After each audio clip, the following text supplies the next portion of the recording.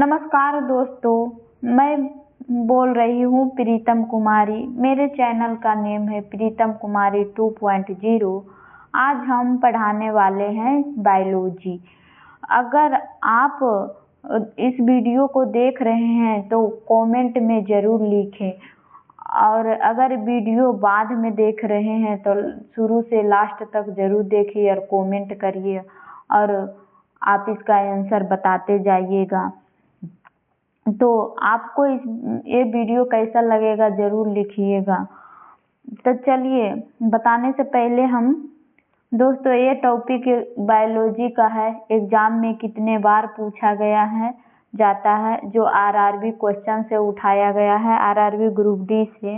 इसीलिए मैं आज इसको बिल्कुल बेसिक से समझाऊंगी ताकि कोई भी कंफ्यूजन ना हो, कोई भी दिक्कत ना हो। बायोलॉजी से पूरा कंप्लीट कराते हैं। चलिए, तो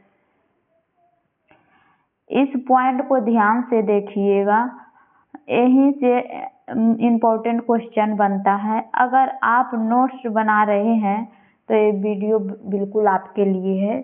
तो चैनल पे आए हैं न्यू लोग तो चैनल को सब्सक्राइब करिए। चलिए आगे बढ़ते हैं। निम्नलिखित में लाल संवहनीय ऊतक है। बायोलॉजी से क्वेश्चन लिया गया है, कह रहा है निम्नलिखित में लाल संवहनीय ऊतक क्या है। Option A plasma, option B सफेद रुधिर कणिकाएं, ऑप्शन सी रुधिर, ऑप्शन डी लाल रुधिर कणिकाएं। बताइए। चलिए 2 मिनट हम आपको टाइम देते हैं, सोच के बताइए। आप 2 सेकंड टाइम देते हैं, सोच के बताइए सही आंसर।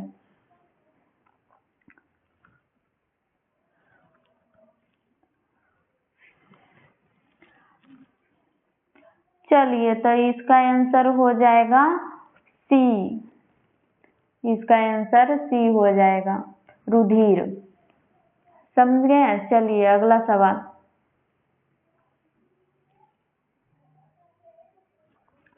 अगला सवाल कह रहा है कि ऊतक ग्रंथियों का निर्माण करते हैं। ऊतक ग्रंथियों का निर्माण करते हैं। पहला ऑप्शन मांसपेशी, दूसरा वाहिका, तीसरा संयोजी ऊतक, तीसरा तंत्रिका। बताएं इसका आंसर कौन सा होगा। आप लोग कमेंट में लिखते जाइए, 2 सेकंड आपको टाइम मिलता है।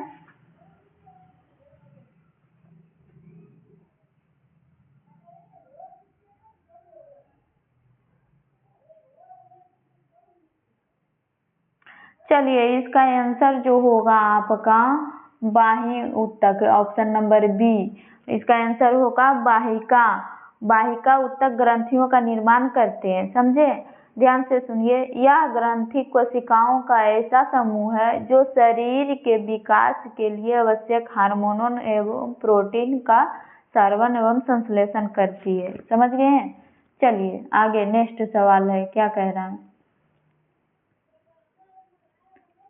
नेक्स्ट सवाल कह रहा है पुराने जाइलम में किस प्रकार के अविष्टि उत्पादों का संग्रहित किया जाता है। बताइए। मैडम तो खूबसूरत है ही। आप लोग कमेंट नहीं, लाइव में जरूर आया कीजिएगा। चलिए इसका ऑप्शन देखिए।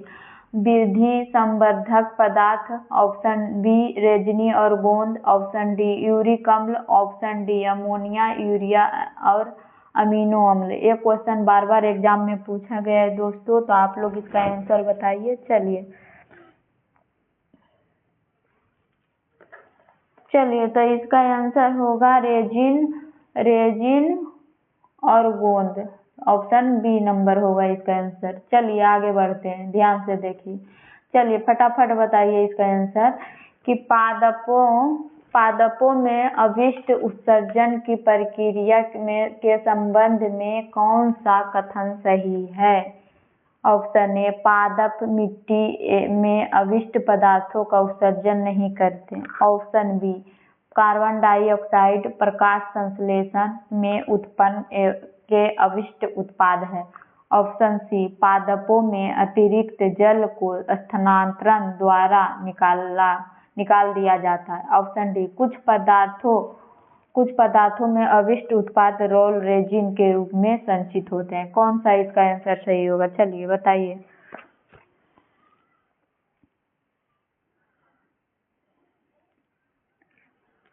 चलिए 2 मिनट ब्रेक लेते हैं, आप इसको बताइए।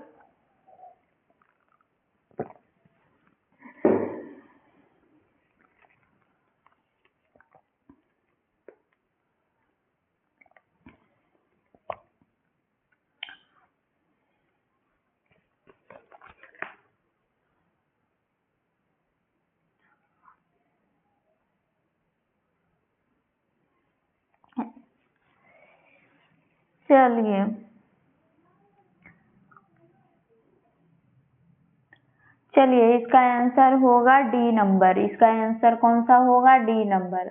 ध्यान से, डी। कुछ पौधों लिखा गया। कुछ पौधों में अवशिष्ट उत्पाद रॉल रेजिन के रूप में संचित होता है। समझे? इसका आंसर ये होगा। पादपों में अवशिष्ट उत्सर्जन प्रक्रिया के अंतर्गत कुछ पौधों का अवशिष्ट उत्पाद रॉल रेजिन के रूप में संचित होते हैं। समझ गए? पादप मिट्टी में अवशिष्ट पदार्थों का उत्सर्जन करते हैं। ऑक्सीजन प्रकाश संश्लेषण का एक उप उत्पादक है। समझ गए? हौसला बुलंद रखिएगा तो जरूर आगे बढ़िएगा। चलिए आगे नेक्स्ट सवाल क्या कह रहा है? नेक्स्ट सवाल क्या कह रहा है? देखिए, पौधों की पत्तियों द्वारा तैयार भोजन को फ्लोएम के माध्यम से पौधे के किन भागों तक पहुंचाया जाता है? चलिए बताइए। ऑप्शन ए, केवल बीज और बीजों तक, केवल जड़ों और बीजों तक, ऑप्शन सी, केवल जड़ों और फूलों तक, ऑप्शन डी, जड़ों, बीजों, फलों और विभजक तक। बताइए इसका आंसर कौन सा होगा? बताते जाइए आप। इसका आंसर कौन सा होगा? 2 सेकेंड देते हैं। चलिए इसका आंसर है डी। इसका आंसर है डी नंबर। जड़ों, बीजों, फलों और विभजक तक है। समझे? इसका आंसर हो जाएगा डी नंबर। चलिए आगे बढ़ते हैं। जो भी ज्वाइन हुए हैं वीडियो को शुरू से बाद में जरूर देखिए। इस क्लास को एंड तक देखिए। लास्ट क्वेश्चन एग्जाम के लिए बहुत इम्पोर्टेंट है। समझ गए? चलिए अगला सवाल है, क्या कह रहा है? इनमें से किस प्रकार की कोशिकाएं पादपों में संवाहित ऊतक का भाग नहीं होती है? Option A, collenchyma, option B, संवाहिका, ऑप्शन डी, वाहिका, ऑप्शन डी, पैरेनकाइमा। कौन सा है? चलिए बताइए इसका आंसर। आप लोग बताइए। 40 क्वेश्चन लगभग लाए हैं। सभी क्वेश्चन इम्पोर्टेंट है। ध्यान से देखिए, इसका आंसर बताते जाइए। आपको अगर इस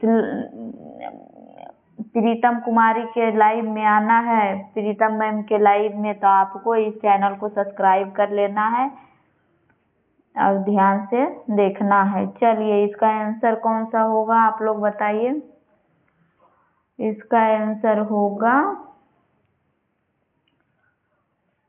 चलिए इसका आंसर होगा पहला नंबर, ए होगा, क्लोनाकाइमा। चलिए आगे बढ़ते हैं। फ्लोएम के माध्यम से परिवहन के बारे में निम्नलिखित में से कौन सा कथन सत्य है? बताइए कौन सा कथन सत्य है? ए, फ्लोएम में परिवहन ऊर्जा के उपभोग द्वारा होता है। ऑप्शन बी, आरंभ में ऊर्जा का उपयोग करके सुक्रोज में फ्लोएम में ले जाया जाता है। इसका आंसर आप लोग बताइए। ऑप्शन सी, फ्लोएम में परिवहन में जीटीपी और सीटीपी का उपयोग होता है। ऑप्शन डी, सुक्रोज के कारण प्रसारण दाब में हुई वृद्धि के कारण जल फ्लोएम में चला जाता है। बताइए इसका आंसर कौन सा होगा सही?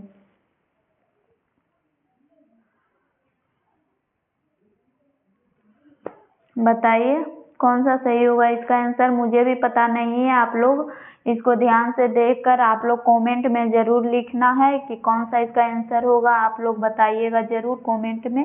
चलिए तब देखेंगे कि आप वीडियो देखे हैं कि नहीं, पता चलेगा। चलिए आगे बढ़ते हैं।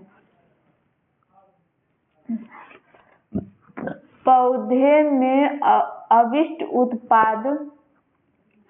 उत्पादों को विभिन्न भागों में संग्रहित करते हैं। चलिए ऑप्शन ए रसधानियों, छल और लाइसोसोम में। ऑप्शन बी पत्तियों, लाइसोसोम और आवरणिक लवक में। ऑप्शन सी लाइसोसोम, फलों और आवरणिक लवकों में। ऑप्शन डी पत्तियों, रसधानियों और पुराने जाइलम में। चलिए इसका आंसर आप लोग बताइए। इसका आंसर बताइए 2 सेकंड में।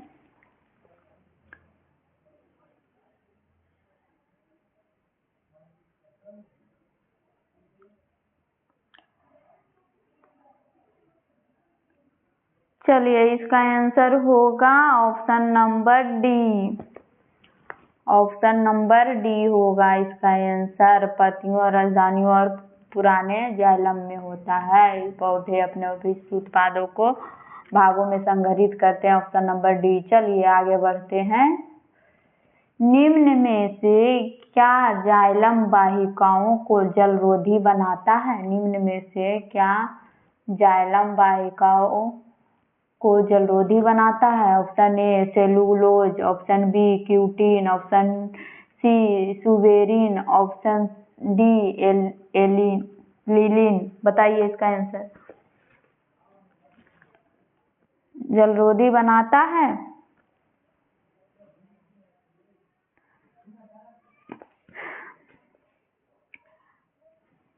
चलिए इसका आंसर भी होगा, इसका आंसर जो है होगा डी नंबर। डी नंबर होगा। कौन सा होगा? D number, लेलिन। क्यों होगा? लेलिन जाइलम वाहिकाओं को जलरोधी बनाता है, समझे।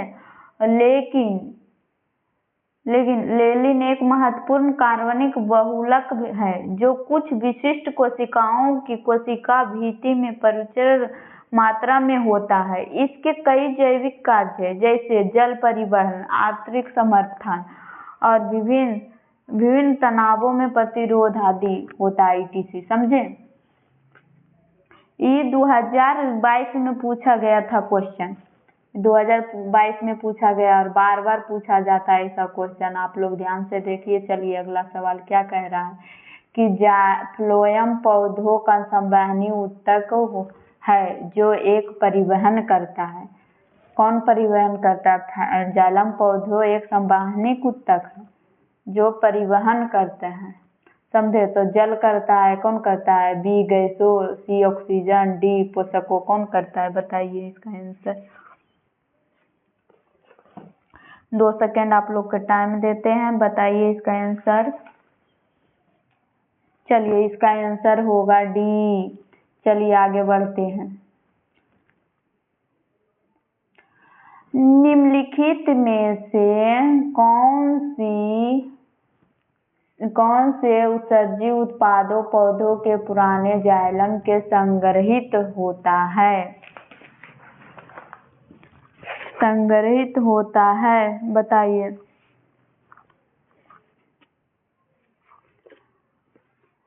कौन होता है? ऑप्शन ए रॉल, ऑप्शन बी साइट्रिक अम्ल, option C carbon dioxide, option D morphine. कौन होगा? चलिए बताइए इसका आंसर। चलिए इसका आंसर ए होगा, रॉल। समझे। इसका आंसर रॉल होगा। पौधों में कोई उत्सर्जन अंग या उत्सर्जन तंत्र नहीं पाया जाता है। राल अथवा रेजिन पौधों को एक उत्सर्जी पदार्थ है। रेजिन, गोंद, टैटिन जैसे सभी उत्सर्जित पदार्थों और अवशिष्ट उत्पादों पौधों के जाइलम कोशिकाओं के एकत्रित होते हैं, समझे, जो बाद में मजबूती लकड़ी के रूप में परिवर्तित करता है। चलिए आगे सवाल इसका। अगला सवाल बताइए कि पादपों में रेजिन और गोंद विशेषकर संचित है। संचित है, बताइए इसका आंसर। इसका आंसर कौन होगा? ए पुराने फाइलोम, इसका बी पुराने बलकूट, ऑप्शन सी पुराने मजा, ऑप्शन डी पुराने जाइलम। बताइए इसका आंसर। इसका आंसर कौन सा होगा? चलिए इसका आंसर होगा आपको ऑप्शन डी नंबर पुराने जाइलम। चलिए आगे बढ़ते हैं। अगला सवाल है कि निम्न में से कौन सा प्रकाश संश्लेषण के उत्पादों के पत्तियों को पादप अन्य भागों तक परिवहन करता है? चलिए option A collenchyma, option B द्वितीयक, option C xylem, option D phloem. बताइए इसका आंसर कौन होगा?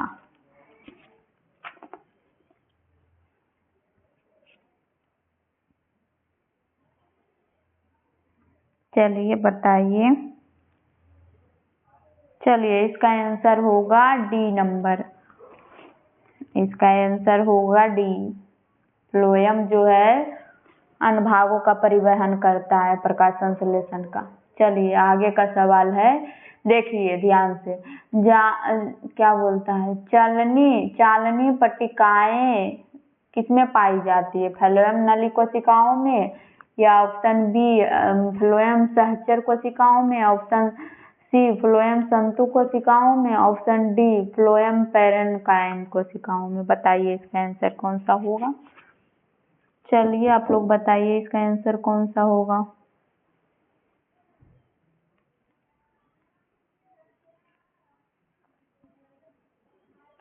चलिए इसका आंसर ये होगा। इसका आंसर होगा ये फ्लोएम नली कोशिकाएं। चलिए आगे बढ़ते हैं। आप लोग चैनल को सब्सक्राइब करते जाइए फ्रेंड, और वीडियो को पूरा लास्ट तक देखिए। अगला सवाल क्या कह रहा है, जो परीक्षा में एग्जाम में बार बार पूछा जाता है, ग्रुप डी में, आरआरबी, रेलवे में। समझे गए? पादपों में अपशिष्ट उत्पादों के संग्रहण हेतु इनमें से किस स्थान का उपयोग किया जाता है? किस स्थान का उपयोग किया जाता है? रक्षक कोशिकाएं, वास्तविक और उल्टा, फ्लोएम, फाइबर, मूल रोम। किसमें? बताइए, चारों ऑप्शन है दिया हुआ, बताइए इसमें।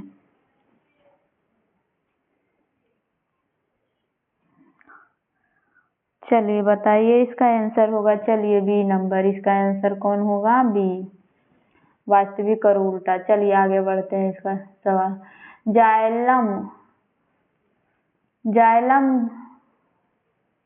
क्या है? जाइलम का इनमें से कौन सा घटक जल का परिवहन में कार्य नहीं करता? चलिए पहला ऑप्शन जाइलम विद्युतक, ऑप्शन बी जाइलम बहीन निकाय, ऑप्शन सी जाइलम तंतु, ऑप्शन डी जाइलम बहिकाएं। चलिए बताइए इसका आंसर कौन सा होगा? चलिए इसका आंसर कौन सा होगा? इसका आंसर सी होगा। सी नंबर होगा, जाइलम तंतु। जाइलम जटिल ऊतक के एक उदाहरण है। यह मूल से पानी तथा खनिज लवण को तने तथा पत्तियों तक पहुंचाने के लिए एक संवहन ऊतक के कार्य की तरह करता है। समझ गए? चलिए आगे का सवाल।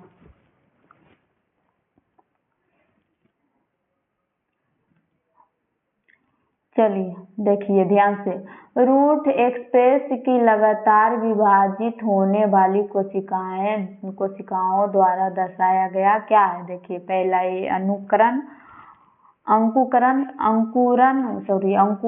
बी परिपक्वता, सी हार्मोनल, डी मेरिस्टेमेटिक विकास। चलिए इसका आंसर बताइए, आप फटाफट बताइए। चलिए इसका आंसर होगा मेरिस्टेमेटिक विकास। मेरिस्टेमेटिक विकास होगा। समझे? चलिए आगे बढ़ते हैं। अगला सवाल,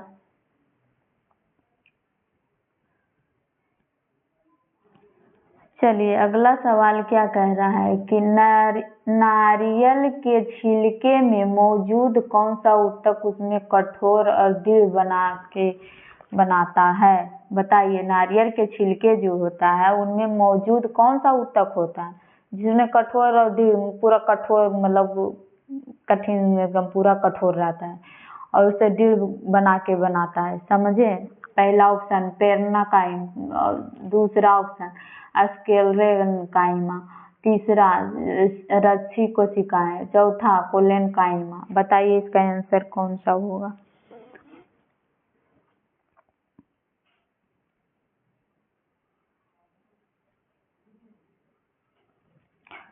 चलिए इसका आंसर होगा ऑप्शन नंबर बी, जो स्क्लेरेनकाइमा नारियल के छिलके में मौजूद ऊतक को कठोर और दृढ़ बना सकता है। समझे। चलिए आगे बढ़ते हैं, इसका ऑप्शन आगे बढ़ते हैं। अगला सवाल। चलिए अगला सवाल क्या कह रहा है कि एक लंबा वृक्ष अपने अपशिष्ट उत्पादों को कहाँ संग्रहित कर सकता है। एक लंबा वृक्ष है जो अपनी अपशिष्ट उत्पादों का कहाँ संग्रहित करता है। पहला ऑप्शन पुराने जाइलम में, पुराने जाइलम को हार्टवुड से भी जाना जाता है। ऑप्शन बी पुराने जड़ों में। ऑप्शन सी अंतरालों में। ऑप्शन डी छाल के ऊतकों में। बताइए इसका आंसर कौन सा होगा। चलिए इसका आंसर बताइए कौन सा होगा। चलिए इसका आंसर ए होगा, पुराने जाइलम में। एक लंबा वृक्ष अपने अवशिष्ट उत्पादों को पुराने जाइलम में संग्रहित करता है। Option number A. समझ गए हैं। जाइलम एक संवहनी ऊतक है जो पानी और विघटित खनिजों के जड़ से अवशोषित कर शेष पौधों तक पहुंचाता है। समझ गए। चलिए आगे बढ़िए। अगला सवाल, इसका आंसर ए हो जाएगा। चलिए इसका आंसर आप लोग दीजिएगा, इसका हम नहीं जानते हैं। इसका आंसर कौन सा होगा, लॉक कीजिएगा आप लोग। किसी पादप में मोटी कोशिकाएं भीति वाली ऐसी कोशिकाएं हमें कहाँ मिल सकती है। हम इस क्वेश्चन को सोल्व नहीं कर पाए हैं दोस्तों। तो चलिए इसका आंसर आप लोग बताइए। बाह्य त्वचा होता है।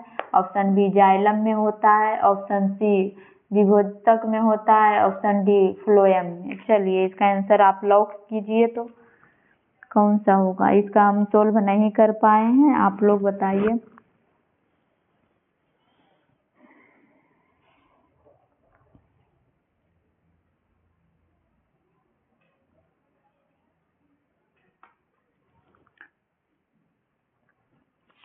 चलिए आप लोग बताइए इसका आंसर। चलिए आगे बढ़ते हैं, कमेंट में लिखिएगा इसका आंसर। चलिए आगे बढ़ते हैं। अगला सवाल कि पौधों द्वारा उत्सर्जित होने वाले अवशिष्ट उत्पादों गोंद और राल पौधों के किस भाग में अवस्थित होते हैं। चलिए इसका आंसर बताइए। पत्तियों में, कोशिकाओं की राजधानियों में, पुराने जाइलम में, फलों में। बताइए। 4 ऑप्शन दिया हुआ है, इसका बताइए आंसर। चलिए इसका आंसर होगा सी नंबर, पुराने जाइलम में होता है। आगे बढ़िए, देखते जाइए। चैनल पे आए न्यू लोग आए, सब्सक्राइब करते जाइए। चलिए इनमें से कौन सा जाइलम एक घटक नहीं है। इनमें से कौन सा एक जाइलम घटक नहीं है। वाहिका है, वाहिनिका है, सहचर कोशिका है, मृतक है। बताइए इनमें से कौन सा है जो जाइलम घटक नहीं है। चलिए इसका आंसर सी हो जाएगा। सी को लॉक किया जाए। चलिए आगे बढ़ते हैं। चलिए अगला सवाल देखिए। भोजन के संग्रहण के लिए जाइलम की कौन सी कोशिकाएं उत्तरदायी है। चलिए जाइलम तंतु, वाहिनिकी, वाहिका, पेरेन्काइमा। चलिए इसका आंसर बताइए। चलिए इसका आंसर डी नंबर होगा, पेरेन्काइमा। आगे बढ़िए, ध्यान से देखिए, ध्यान से समझिए। बायोलॉजी पूरा कंप्लीट कर दिया जाएगा। चलिए इसका आंसर बताइए आप लोग। इसका आंसर बताइए आप लोग। क्या कह रहा है। पादपों में उत्सर्जन की प्रक्रिया के संबंध में इनमें से कौन सा कथन गलत है। ये क्वेश्चन हम नहीं समझ पाए हैं, हम इसको हल नहीं कर पाए हैं। आप लोग बताइए, कमेंट करते जाइए। अवशिष्ट उत्पाद पुराने जाइलम में रोल, रेजिन और गोंद के रूप में संचित हो सकते हैं। दूसरा, प्रकाश संश्लेषण के अवशिष्ट उत्पाद स्टार्च के रूप में संचित हो सकते हैं। तीसरा, अपशिष्ट उत्पाद कोशिकीय रिक्तिकाओं में संचित हो सकते हैं। चौथा, अवशिष्ट उत्पादों झड़ने वाली पत्तियों में संचित हो सकते हैं। इसका आंसर कौन सा होगा, आप लोग बताइए, मुझे नहीं मालूम है। ये सवाल आप लोग पे हम छोड़ दिए हैं। चलिए आपको आगे बढ़ते हैं। अब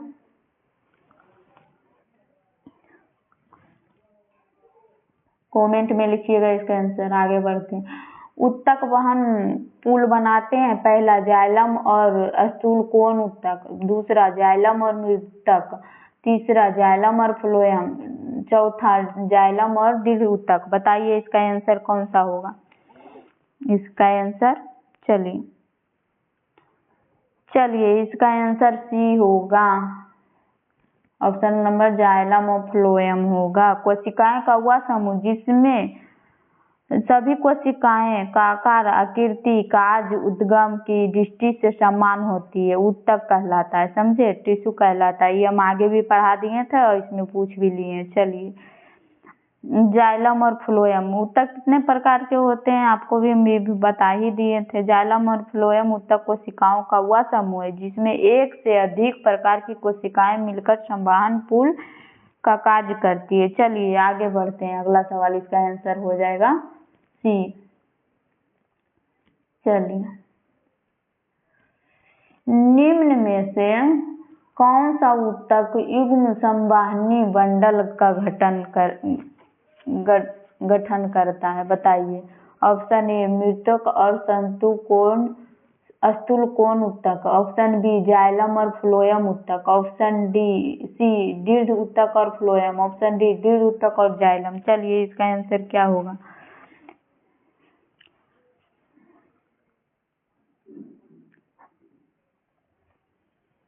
चलिए इसका आंसर है बी नंबर, जाइलम और फ्लोएम। इसका आंसर कौन होगा, बी।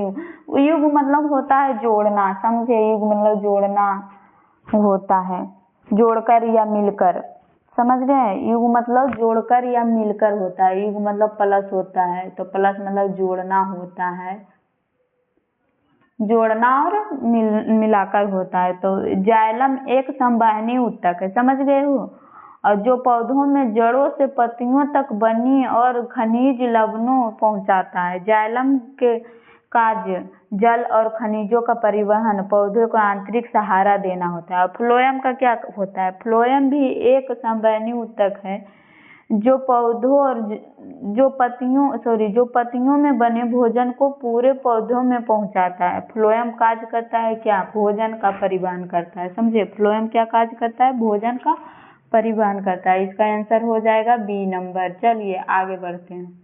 अगला सवाल,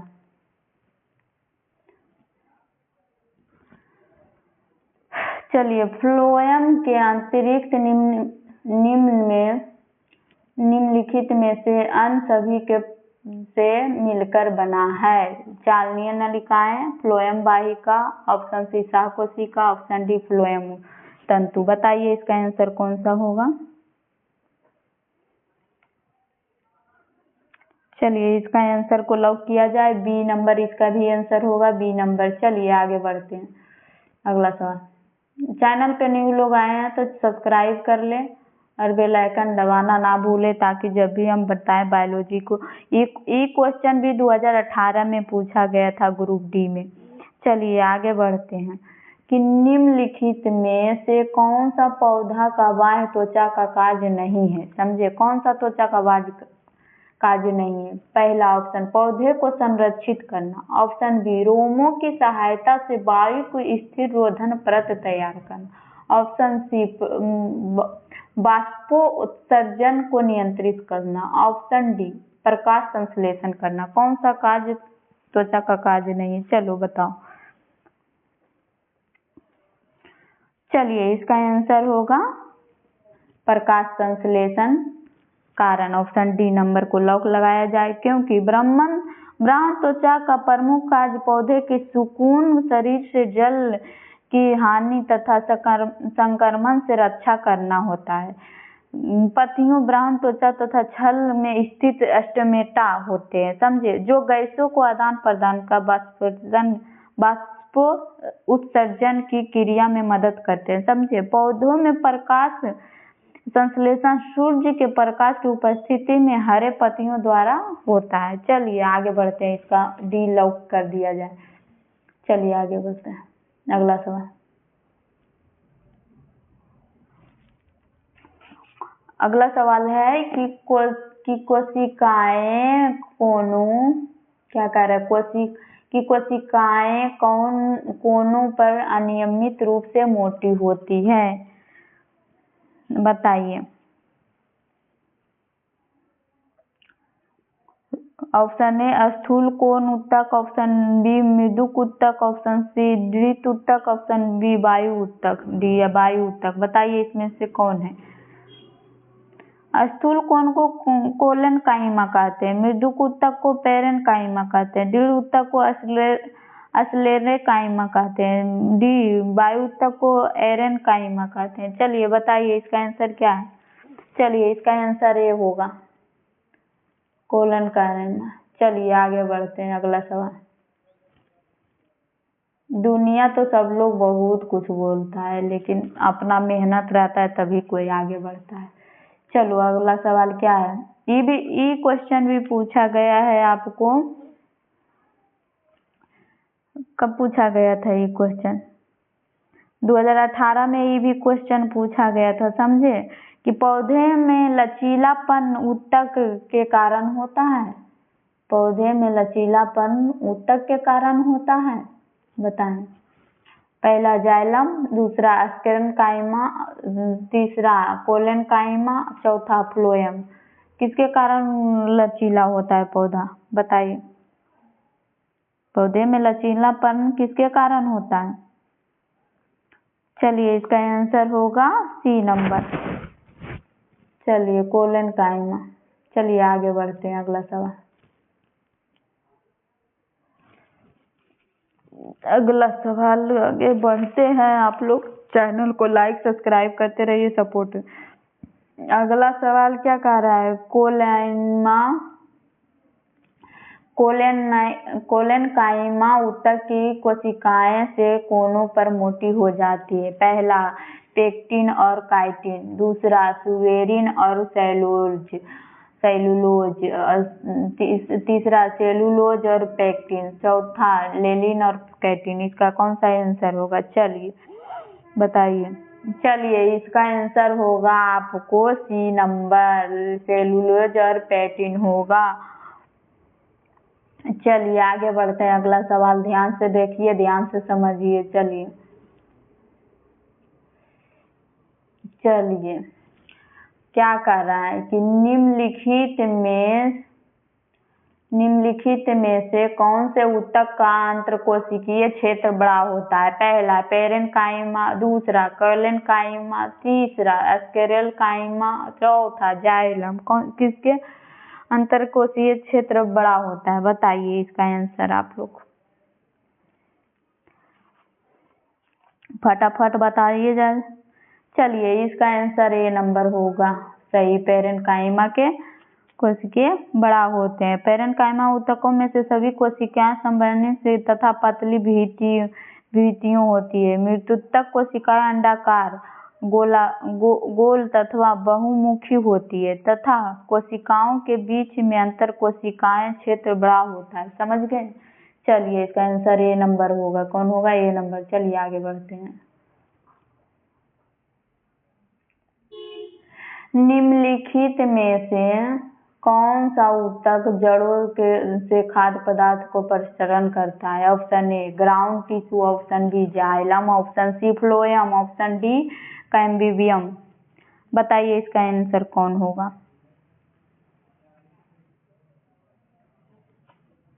चलिए बताइए। चलिए इसका आंसर होगा बी नंबर, इसका आंसर होगा बी जाइलम। कौन होगा इसका आंसर, बी होगा। चलिए इसका आंसर बी इसलिए होगा जाइलम जटिल ऊतक एक से अधिक प्रकार की कोशिकाओं से मिलकर बनते हैं। समझे, सभी कोशिकाएं मिलकर कोई समान कार्य करती है। जैसे जाइलम फ्लोएम, जाइलम जल और उसमें घुले लवणों को संवहन करता है, जबकि फ्लोएम पत्तियों द्वारा निर्मित भोजन पदार्थों का संवहन करता है। अभी हम जस्ट आगे बताए थे कि फ्लोएम भोजन का कार्य करता है और जाइलम जल और खनिजों का परिवहन करता है। चलिए अगला सवाल कौन सा है? इसका आंसर तो बता दिए, बी होगा। इसका आंसर बी होगा, बी। चलिए आगे बढ़ते हैं।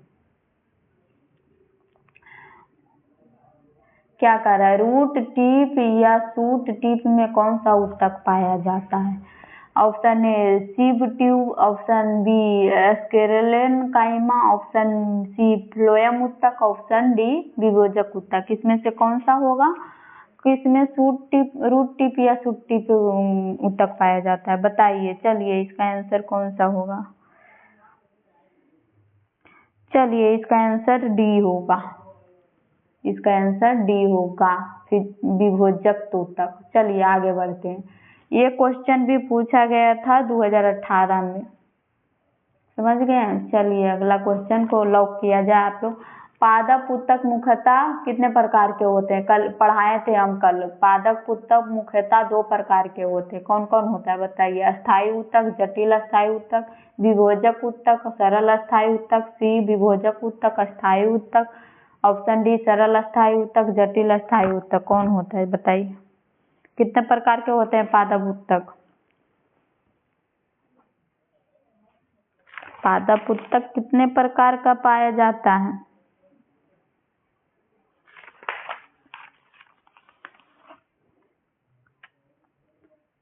चलिए विभोजक ऊतक होता है, वह स्थायी ऊतक हम कल ही पढ़ाए थे। इसका आंसर कौन सा होगा? Option C. ऑप्शन सी को टिक लगाया जाए, लॉक किया जाए। ऑप्शन नंबर सी होगा। चलिए आगे बढ़ते हैं।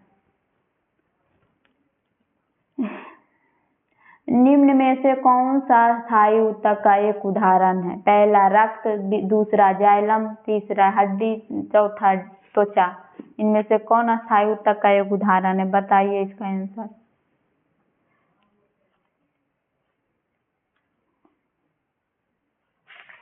बताइए इसका आंसर। चलिए इसका आंसर जो हो जाएगा आपका,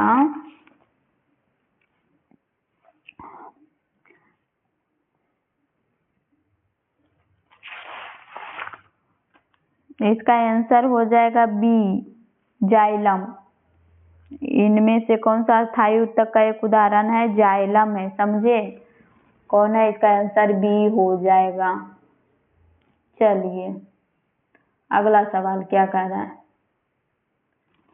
कि निम्न में से कौन जाइलम का एक प्रकार नहीं है? कौन जाइलम का प्रकार नहीं? पहला ट्रेकिट्स, दूसरा सीब ट्यूब, तीसरा जाइलम फाइबर्स, चौथा नालिकाएं। इनमें से कौन सा जाइलम का प्रकार नहीं है? समझे?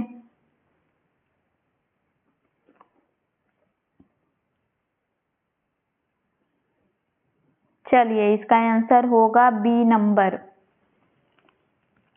जो जाइलम का प्रकार नहीं है। बी नंबर मतलब सीब ट्यूब जाइलम का प्रकार नहीं है। कौन? बी नंबर को लॉक किया जाए।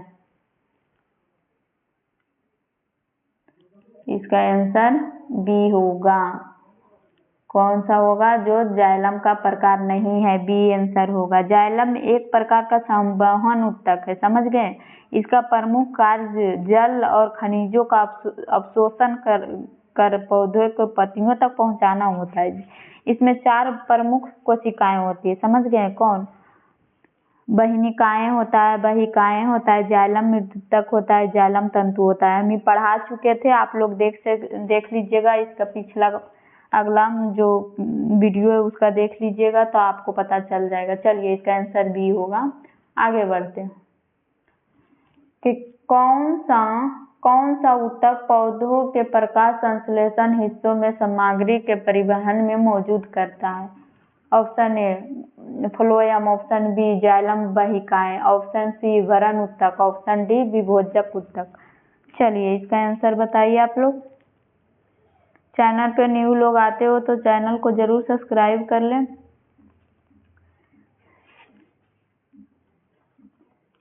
चलिए इसका आंसर हो जाएगा ए आपका।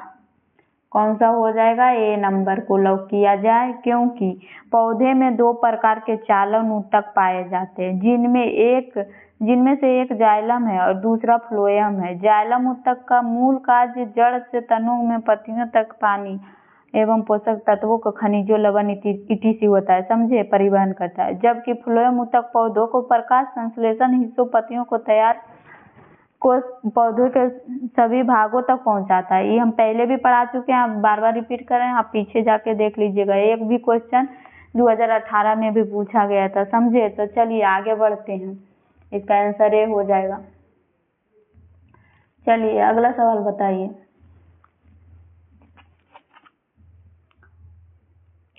अगला सवाल है कि वृक्षों में सामग्री के परिवहन में सहायक ऊतकों को क्या कहा जाता है? ऑप्शन ए भरण ऊतक, ऑप्शन बी संवहनी ऊतक, ऑप्शन सी त्वचीय ऊतक, ऑप्शन डी विभोजक ऊतक। चलिए इसका आंसर आप लोग बताइए। चैनल को जरूर सब्सक्राइब कर लें, अगला बेल आइकन को दबा दीजिए। जब भी हम वीडियो बनाएंगे नोटिफिकेशन आपको चला जाएगा, समझ गए।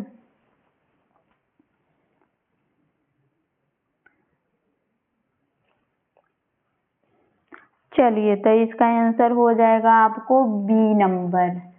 कौन सा हो जाएगा? बी नंबर आंसर हो जाएगा, क्योंकि पादप ऊतक में अस्थायी ऊतक के दो भागों में बांटे गए हैं, समझे, तरल ऊतक और जटिल ऊतक। जिसमें सरल ऊतक का कार्य भोजन का निर्माण करना एवं तांत्रिक सहायता प्रदान करना होता है, समझ गया। और जटिल ऊतक को क्या करना होता है? जाइलम एवं फ्लोएम ऊतक में पाए जाते हैं, जिसमें संवहन ऊतक कहते हैं।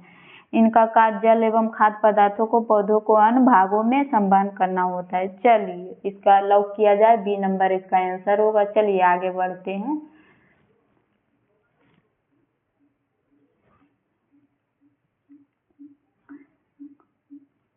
चलिए इसका आंसर आप लोग बताइएगा, कमेंट में बताइएगा क्या होगा इसका आंसर। पादप कोशिका भित्ति किसमें बनी होती है? पादप कोशिका भित्ति किसमें बनी होती है? सेलुलोज और पेक्टिन, ऑप्शन बी केवल pectin, option D C murein, option D chitin. चलिए बताइए आप लोग, पादप कोशिकाएं भित्ति किससे बनी होती है? इसका आप पे छोड़ दिए, आप लोग कमेंट में करके बताइएगा, तो आपको हम कमेंट का जवाब जरूर देंगे। चलिए आज की लाइव क्लास यहीं तक था, पूरा बायोलॉजी कंप्लीट कराया जाएगा। आप चैनल को सब्सक्राइब कर लीजिएगा। आज की क्लास लाइव यहीं तक था। अगर आपको समझ में आया हो तो वीडियो को लाइक कीजिए और चैनल को सब्सक्राइब कीजिए। कल हम नेक्स्ट टॉपिक के साथ फिर मिलेंगे। Thank you so much all my subscriber. मिलते हैं अगले नेक्स्ट वीडियो में। धन्यवाद।